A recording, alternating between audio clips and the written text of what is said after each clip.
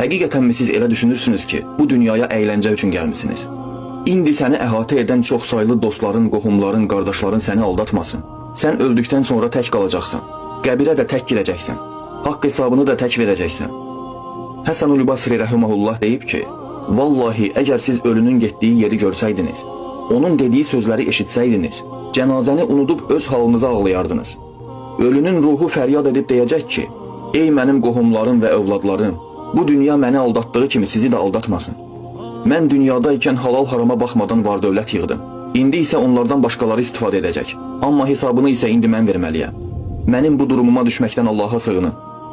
Bir gün İbn Mütiyə öz böyük, gözəl evinə baxıb ağlayaraq deyirdi, vallahi ölüm olmasaydı, sənə baxıb sevinərdim. Belə geniş, gözəl evim olduğu halda, öldükdən sonra dar, qaranlıq və yaş quyuya gömüləcəyəm.